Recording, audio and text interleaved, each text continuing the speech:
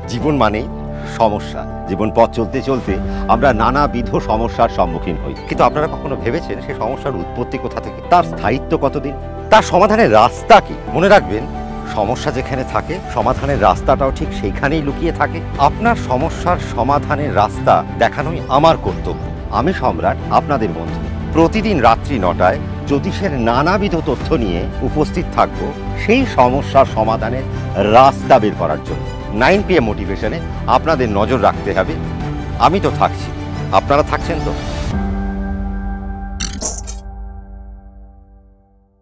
নমস্কার, সম্রাট আবারও হাজির। আজকের আলোচনা মঙ্গল কেতু যোগ। আমরা জন্মছক খুলেই অনেক সময় দেখতে পাই কারো কারো জন্মছকে মঙ্গল আর কেতু 12টি রাশির মধ্যে কোনো না কোনো রাশির মধ্যে বসে রয়েছে, অবস্থান করছে একসাথে। এতে অনেকে ভয়ও পেয়ে যায়। হ্যাঁ, তার কারণ হচ্ছে কালপুরুষের প্রথম আর কালপুরুষের অষ্টমকে নির্দেশ করে হচ্ছে মঙ্গলের ঘরগুলি, অর্থাৎ একটি হলো মেষ আর একটি হলো বৃশ্চিক, যে দুটি গৃহের মালিক বা অধিপতি গ্রহ মঙ্গল। তার মানে কালপুরুষের লগ্ন বা কালপুরুষের অষ্টম মানে দুর্ভোগ, জ্বালা যন্ত্রণা, স্বাস্থ্যহানি, অসুস্থতা প্রতিটি নির্দেশ করছে কোন জায়গা থেকে? অষ্টম থেকে। তার মানে কালপুরুষের লগ্ন আর কালপুরুষের অষ্টম। কিন্তু আমরা একটা জিনিস ভুল করে ফেলি। আমরা কি ভুল করি? আমরা ভাবি মঙ্গল আর কেতু যেখানেই বসে থাকুক না কেন সেটি আমাদের জন্য হার্মফুল।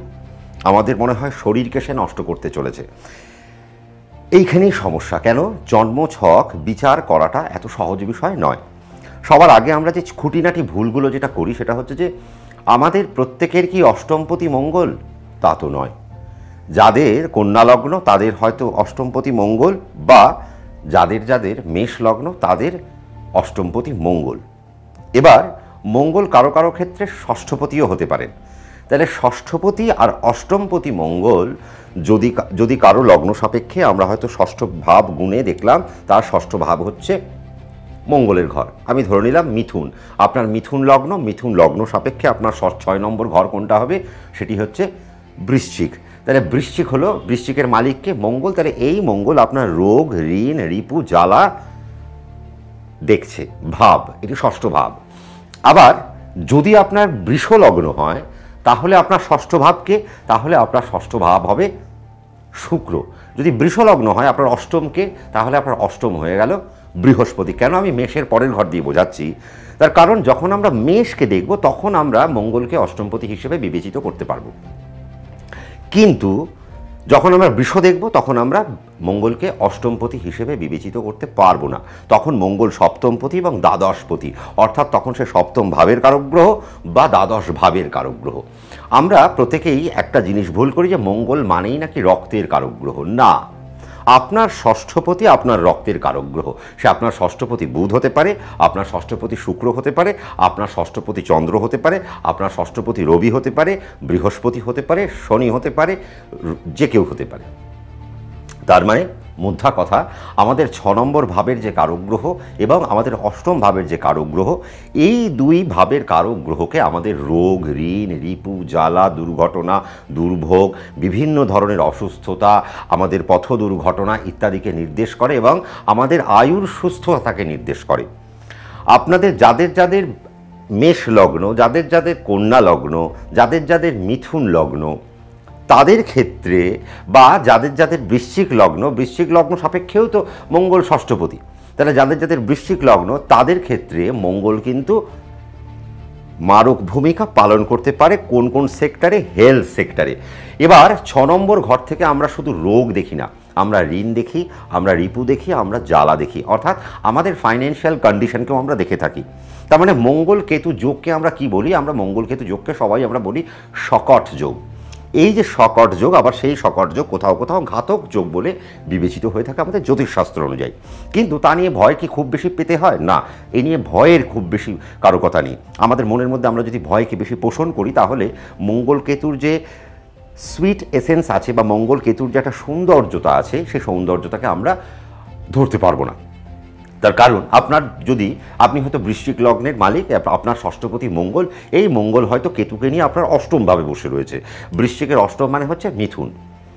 এবার আপনি হয়তো ভাববেন, আপনার হয়তো বিষয়, আপনাকে হয়তো জ্যোতিষের কাছে গেলেন, তিনি বলল আপনার মঙ্গল কেতু এক ঘরে, আপনার প্রচুর অপারেশন হবে, আপনার প্রচুর বিপদ হবে, আপনার শরীরে প্লেট বসবে, নানা রকমের অপারেশন, বড় বড় রোগ, বড় বড় দুর্ঘটনা ইত্যাদি হওয়ার চান্সেস রইল। কিন্তু এই ষষ্ঠপতি আপনি যখন এডুকেশানে, আজকে যদি একটা ক্লাস 12-এর বাচ্চা আমার কাছে আসে দেখাতে, বা তার আমি জন্মছক খুলে দেখলাম তার হয়তো বৃশ্চিক লগ্ন, এবং আমি ঠিক দেখলাম তার অষ্টমভাবে মঙ্গল কেতুকে নিয়ে রাহুর নক্ষত্রে বসে রয়েছে, বা মঙ্গল কেতুকে নিয়ে বৃহস্পতির নক্ষত্রে বসে রয়েছে মিথুন রাশিতে, তাহলে আমি তাকে কি গাইডলাইন দেবো? আমি তার বাবা মাকে বলবো আপনার সন্তানের খুব খারাপ হবে, আপনার সন্তান বেশি দিন বাঁচবে না, রোগ ভোগ ইত্যাদিতে আমি নানা রকম নেগেটিভ কথা বলে ছেড়ে দিলাম। কিন্তু পজিটিভ সাইনটা মিস করে গেলেন সেই বাচ্চাটা, বা তার বাবা মা কি মিস করে গেলেন, যে না তার ষষ্ঠপতি অষ্টমে বসে রয়েছে কেতুকে নিয়ে, তার মানে সেই ছেলেটি মেডিকেল সেক্টরে দুর্ধর্ষ নাম রোজগার করতে পারতেন, তিনি ভালো গাইনোকোলজিস্ট হতে পারতেন, তিনি ভালো সার্জিক্যাল পোর্শনে তিনি অনেক নাম রোজগার করতে পারতেন। তিনি যদি এমবিবিএসকে হাতিয়ার করে, বা তিনি যদি কোনো প্যাথোলজি নিয়ে পড়াশুনো করেন, বা তিনি যদি কোনো প্যাথোলজি রিলেটেড ব্যবসা যদি করতে পারতেন, তাহলে তার অত্যন্ত নাম ডাক হবে। আবার দেখুন, মঙ্গল কেতু আপনার ষষ্ঠপতি যদি অষ্টমেও থাকে তাহলে, এবং সেটা বায়ুর জায়গা, তার মানে রাহুর জায়গা, এই যে কেন বলি তত্ত্বগুলোকে আমাদেরকে ভুললে চলবে না। তার মানে মঙ্গল যে নাকি আপনার জলের কারক গ্রহ, আপনার বৃশ্চিক লগ্ন, তার মানে সে আপনার জলের কারক গ্রহ, সে যখন ফায়ারে গেল, তার মানে সেই ফায়ারে গিয়ে সে কী করলো, একটা বুদবুদ তৈরি করবে, একটা বাবলস তৈরি করবে। তার মানে সেই বাবলসগুলো কি অনিশ্চয়তার বাবলস। তার মানে আমরা দেখি কি আমাদের প্রশাসনিক জায়গা, যেটা অনিশ্চয়তার জায়গা, যেখানে লকে আমাদেরকে তৈরি করতে হয়, আমাদেরকে লকে প্রতিষ্ঠা করতে হয়, আমাদেরকে চিরুনি তল্লাশি করে আমাদেরকে আসামি ধরতে হয়, এবং তার ন্যায় বিচার তৈরি করতে হয়। তার মানে মঙ্গল ক্ষেত্রে যদি আপনার মঙ্গল ষষ্ঠপতি যদি আপনার অষ্টমে থাকে, আপনি বৃশ্চিক লগ্নের জাতক বা জাতিকা, তাহলে আপনি কি আইনের পড়াশুনো করতে পারেন, আপনি আইনের জায়গায় বিচক্ষণতার সাথে আপনি অনেক উঁচুতে পৌঁছে যেতে পারেন, আপনি আইপিএস হতে পারেন, আপনি আইএএস হতে পারেন, আপনি ফরেস্ট সার্ভিসের সাথে যুক্ত হতে পারেন। মঙ্গল যদি কেতুর সঙ্গে যুক্ত থাকে তাহলে আপনি মাইক্রোবায়োলজিস্ট হতে পারেন। যদি আপনি মেষ লগ্নের জাতক হন, তাও যদি মঙ্গল কেতু আপনার ষষ্ঠভাবে এবং অষ্টমে থাকে তাহলেও তাই নির্দেশিকা হবে। আবার আপনি যদি বৃশ্চিক লগ্নের জাতক জাতিক হন, তাও সেই একই জিনিস আপনার ক্ষেত্রে নির্দেশিকা হবে। আবার আপনি যদি মিথুন লগ্নের জাতক বা জাতিক হন, সেক্ষেত্রেও মঙ্গল কিন্তু একই কারকতা বজায় রাখবে। তার মানে এই তিনটি রাশি বাদ দিয়ে কিন্তু আমরা মঙ্গল কেতুকে আর অষ্টম বা ষষ্ঠ হিসেবে পাচ্ছি না। তাহলে এই জায়গায় আমাদের আর ভয়ের কি খুব বেশি আর কারো কথা রইল না। তার মানে মেষ, কন্যা, আজকে মিথুন, আর আজকে হচ্ছে বৃশ্চিক, এই চারটি রাশি বাদ দিয়ে বাকি যে 8টি রাশি থাকছে, তাহলে তাদের ক্ষেত্রে মঙ্গল, তাদের লগ্ন সাপেক্ষে মঙ্গল যে ভাবের কারক গ্রহ, সেই পোর্শনের জায়গায় সে বিপত্তি তুলে আনতে পারে। ধরা যাক, এবার ধরা যাক কি আপনার হয়তো দেখা গেল আপনার মীন লগ্ন, তাহলে মঙ্গল আপনার সেক্ষেত্রে দ্বিতীয় পতি, তার মানে অর্থের কারক গ্রহ। এইবার এই মঙ্গল কেতুকে নিয়ে আপনার হয়তো ষষ্ঠভাবে বসে রইল, তার মানে সিংহ রাশিতে অবস্থান করছে। তার মানে বুঝতে হবে এইখানে মঙ্গল সেও একটা অগ্নিকারক প্ল্যানেট, সে আগুনে গিয়ে অবস্থান করছে। কেতু তার কোনো নিজস্বতা নেই, সে পুরোটাই অন্ধকার, এবং সে যখন অগ্নি রাশিতে যাচ্ছে এবং রবির মতো একটা রাশি, তার মানে সেখানে সে নিজেকে আলোকিত করতে পারছে।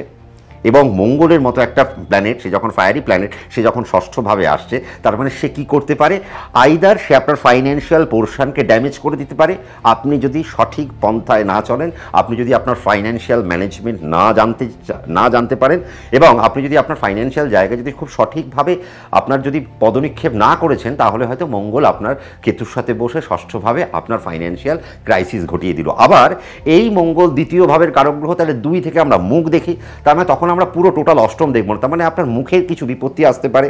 আবার মঙ্গল যখন কেতুকে নিয়ে ষষ্ঠভাবে বসে রয়েছে আপনার দ্বিতীয় পতি, তাহলে 2 যখন 6 কানেক্টেড কেতুকে নিয়ে, তার মানে আপনি গোপন বিভাগের যে সমস্ত কাজকর্ম আছে সেই সমস্ত কাজকর্মে আপনি উন্নতি করতে পারেন। আবার আপনি হয়তো বাচিক শিল্পী বা পারফর্মিং আর্টসে, যেটা গলা দিয়ে বেরোয়, যে আর্টস গলা দিয়ে বেরোয়, অর্থাৎ গান, কবিতা, আবৃত্তি, সঞ্চালনা ইত্যাদিকে সংবাদ মাধ্যমে যে সংবাদ যিনি সঞ্চালনা করছেন বা যিনি সংবাদ পাঠ করছেন, এই রকম প্রফেশনকে নির্দেশ করবে। তার মানে আমি যদি মঙ্গলকেতু দেখা মাত্রই ওরে বাবা মঙ্গলকেতু মানে তো সকর যোগ, মঙ্গলকেতু মানে তো খুব খারাপ, আমার তো জ্যোতিষী বলে দিয়েছে আমি আর বাঁচবো না, কিন্তু বাঁচা তো ছেড়ে দিন, পরের কথা, আপনার জীবনে যে পজিটিভগুলো ছিল সেই জিনিসগুলোই আপনার চলে গেল। তার কারণ আপনার বাঁচবেন কি বাঁচবেন না, আপনি সুস্থভাবে থাকবেন কি থাকবেন না, সেটা সবার আগে দেখে নিতে হবে আপনার লগ্ন সাপেক্ষে 3 নম্বর ঘরের মালিক কত সুন্দর জায়গায় বসে রয়েছে। এবং আমি বারবার বলি, লগ্নের তৃতীয় ভাবে যদি বৃহত্তর প্ল্যানেটের যদি দৃষ্টি নিক্ষেপ হয়ে যায়, তাহলে সে জাতক বা জাতিকার আয়ু বৃদ্ধি হয়। তার মানে বেকার মিছিমিছি আমি আয়ু নিয়ে ভয় পাবো না। হ্যাঁ, মঙ্গল কেতু যদি আমার অষ্টমপতি বা মঙ্গল যদি আমার ষষ্ঠপতি হয়, যে চারটি রাশির কথা আমি বললাম, মেষ, মিথুন, কন্যা এবং বৃশ্চিক, এই চারটি রাশির ক্ষেত্রে হয়তো ব্লাড রিলেটেড কিছু প্রবলেম আসতে পারে যদি তারা দুর্ভাব মানে একটা বাজে ভাবে তারা যদি অবস্থান করে, অশুভভাবে যদি তারা অবস্থান করে, অশুভ তারায় যদি তারা অবস্থান করে, অশুভ নক্ষত্রের মধ্যে যদি তারা যে অবস্থান করে, তাহলে হয়তো কিছু হেলথ ইস্যু আসতে পারে, কিছু হয়তো আপনাদের মেয়েদের গাইনোকোলজিক্যাল প্রবলেম আসতে পারে, অ্যানিমিয়ার সমস্যা আসতে পারে, রক্তের যে অল্পতা, সেই রক্তের অল্পতা আসতে পারে। এই জায়গাগুলোকে আজকে কিন্তু ভাবতে হবে। মঙ্গল কেতু এক জায়গায় আপনার ষষ্ঠপতি বা অষ্টমপতি, সে হয়তো ষষ্ঠ বা অষ্টমকে কানেক্ট করে রয়েছে বা লগ্নে কানেক্ট করে রেখেছে, তার মানে আপনার অনেকগুলো অপারেশন হতে পারে এই জায়গায়। কিন্তু এই চারটি রাশির ক্ষেত্রে, এই চারটি রাশির যদি লোকেরা যদি লগ্ন পায়, অর্থাৎ আপনার বৃশ্চিক মেষ লগ্ন বা আপনার মিথুন লগ্ন বা আপনার কন্যা লগ্ন বা আপনার বৃশ্চিক লগ্ন, এই চারটি লগ্নের জাতক বা জাতিকাদের যদি মঙ্গলকেতু একই সাথে অশুভভাবে অবস্থান করে, সেক্ষেত্রে চিন্তার কিছু কিছু জায়গা উঠে আসতে পারে। কিন্তু আপনার লাইফস্টাইলকে যদি আপনি ঠিক করতে পারেন, আমার মঙ্গলকেতু ষষ্ঠভাবে বসে রয়েছে, তাহলে আমি আমার যানবাহন থেকে সাবধান থাকবো। আমি যদি গাড়ি আমাকে চালাতে হয়, আমাকে একটা লিমিটেড একটা স্পিডে আমাকে গাড়ি চালানো উচিত, বা প্রয়োজন পড়লে আমি 2 হুইলার চালানো ছেড়ে দেবো, আমি 4 চাকা চালাবো, বা কোন জায়গা থেকে আমার বিপদ রয়েছে, আমার 4th হাউস, আমার 6th হাউস কী বলছে। তার মানে প্রত্যেকটা ভাব ইন্টার রিলেটেড। তাহলে মঙ্গল আর কেতুকে নিয়ে আমাদের ভয়ের চট করে কোনো কারণ নেই। তার কারণ মঙ্গল কোথায় বসে রয়েছে, কোন ভাবে বসে রয়েছে, কোন তারায় বসে রয়েছে, কোন নক্ষত্রে বসে রয়েছে, সেই তারাটি অশুভ তারা না শুভ তারা, শুভ নক্ষত্র পেয়েছে না অশুভ নক্ষত্র পেয়েছে, সমস্তটাই বিচার্য বিষয়। এবং সে কোন ভাবের কারক গ্রহ। তার মানে মঙ্গল শুধুমাত্র অষ্টম আর ষষ্ঠপতি হলেই আপনাদের একটু চিন্তা হতে পারে। সে যদি মঙ্গল কেতু একসাথে একই রাশিতে অবস্থান করে, সে যদি শুভ তারায় থাকে তাহলে কোনো অসুবিধা নেই। কিন্তু যদি কোনো অশুভ তারায় থাকে, তাহলে আমি যেগুলো বললাম আপনাদের হেলথ পার্টে বেশ কিছু সমস্যা উঠে আসতে পারে। বাকি মঙ্গল ভাব যখনই বদলাবে, আপনার যখনই মঙ্গল তৃতীয় ভাবের কারক গ্রহ হবে, তখন সে আয়ু দেখছে, যখন সে চতুর্থ ভাব হবে তখন সে আপনার মা দেখছে বা আপনার মাতুল ঘর দেখছে, আপনার যানবাহন দেখছে, গৃহের সুখ দেখছে। যখন মঙ্গল আপনার পঞ্চমপতি, তখন মঙ্গল আপনার প্রতিষ্ঠা দেখছে, আপনার এডুকেশনকে দেখছে।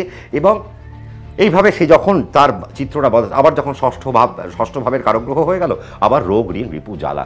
আমি কেন এত ভেঙে ভেঙে বলি, তার কারণ আমাদের জ্যোতিষের অনেক খুঁটিনাটি ভুল হচ্ছে, যে ভুলের মাসুল আপনাদেরকে দিতে হয়। তার কারণ এখন হয়তো বিভিন্ন জায়গায় বিভিন্ন লোক বিভিন্নভাবে বলে যাচ্ছেন, নিশ্চয়ই অনেকেই তার মধ্যে জানেন, আবার কেউ কেউ সত্যিই হাসি লাগে যে তারা কেউ কেউ সত্যিই জানেন না, হয়তো শাস্ত্রটাকে নিয়ে ছেলে খেলা করছে, ভালো করে জানেই না যে কোন তত্ত্ব, কী তত্ত্ব, কেন এই এতগুলো রাশি, 12টি রাশি, কেন এই 12টা মাস, কিভাবে এই যে আমাদের পক্ষ, আমাদের শুক্লপক্ষ, এই যে কৃষ্ণপক্ষ, আমরা থাকবো সে সমস্ত আলোচনায়।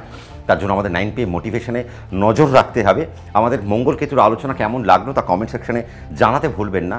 মঙ্গল কেতু সম্বন্ধে আপনারা আর কি কি জানতে চাইছেন, আরও কত জানতে চাইছেন, তা নিয়েও আমাকে কিন্তু কমেন্ট করতে ভুলবেন না। মন খুলে কমেন্ট করুন, আমার কমেন্ট সেকশন খোলা থাকে, অন্যদের মতো বন্ধ থাকে না।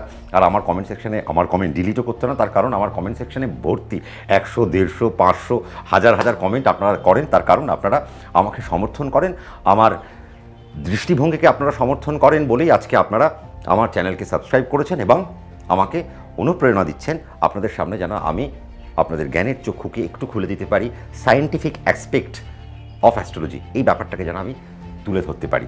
প্রত্যেকে ভালো থাকবেন, সুখে থাকবেন, শান্তিতে থাকবেন। ভালো লাগলে একটা লাইক করবেন, শেয়ার করতে ভুলবেন না, যারা নতুন সাবস্ক্রাইব করে ফেলবেন। আর প্রত্যেকে রাত্রি 9টায় আমার সাথে আড্ডা দিতে চোখ রাখবেন আমাদের এই চ্যানেলে। আজ আসি, নমস্কার।